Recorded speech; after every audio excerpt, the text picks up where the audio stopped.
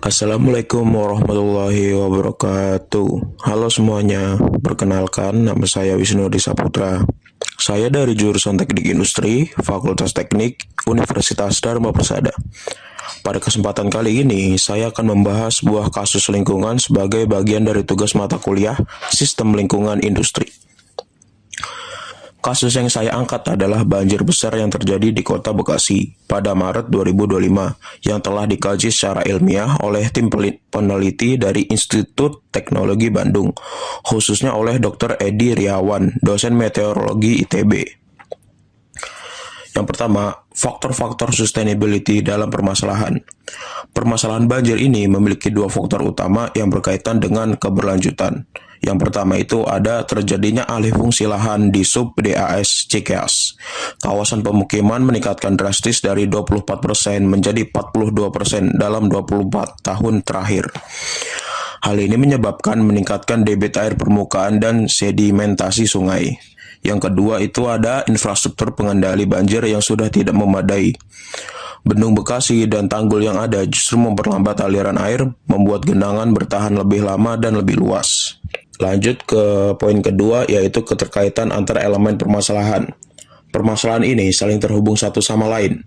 Alih fungsi lahan meningkatkan debit aliran dan sedimentasi. Debit tinggi membebani kapasitas sungai. Lanjutnya itu bendung dan tanggul memperlambat aliran atau mengurung air. Akibatnya, banjir makin luas, tinggi, dan lama. Inilah mengapa permasalahan ini perlu dilihat secara sistematik, bukan terpisah-pisah. Lanjut ke poin ketiga, yaitu aktor-aktor terkait permasalahan. Beberapa aktor penting dalam kasus ini adalah pemerintah daerah atau Pemkot dan Pemprov. Tugasnya bertanggung jawab atas tata ruang dan pengendali banjir. Lanjut ke BBWS Ciliwung Cisandane. Tugasnya menangani infrastruktur sungai dan pengendali banjir. Lanjut akademisi dan peneliti, yaitu dari Institut Teknologi Bandung. Tugasnya melakukan kajian ilmiah dan memberi rekomendasi solusi. Selanjutnya, yaitu masyarakat sebagai pihak terdampak, juga berperan dalam edukasi dan kesiapsiagaan. Lanjut ke pengembang, yang melakukan konversi lahan perlu lebih bertanggung jawab secara lingkungan. Lanjutnya lagi, media dan lembaga pendidikan. Tugasnya menyebarkan informasi dan membangun kesadaran publik. Lanjut ke poin keempat, yaitu solusi menuju sustainability, pendekatan makro, mikro, 5S, dan manajemen risiko.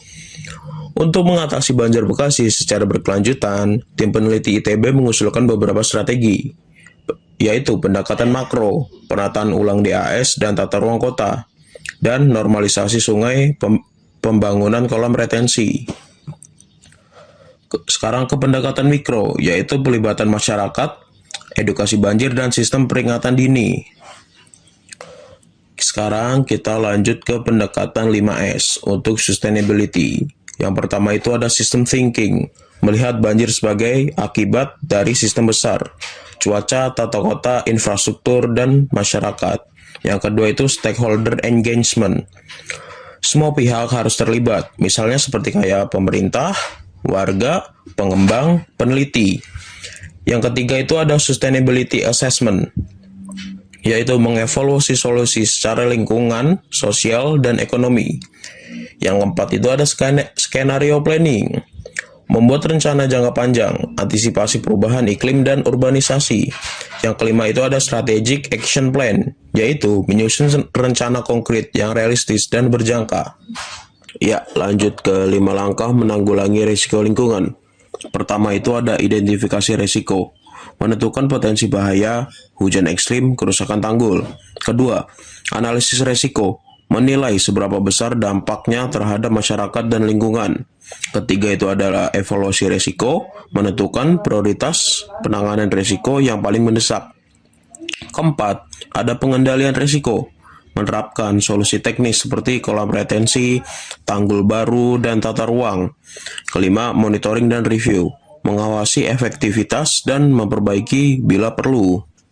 Dari kasus banjir Bekasi ini, kita belajar bahwa permasalahan lingkungan adalah persoalan yang kompleks, sistematik, dan memerlukan kolaborasi.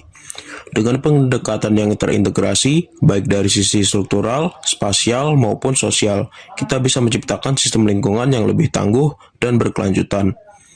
Demikian video dari saya. Terima kasih atas perhatiannya. Wassalamualaikum warahmatullahi wabarakatuh.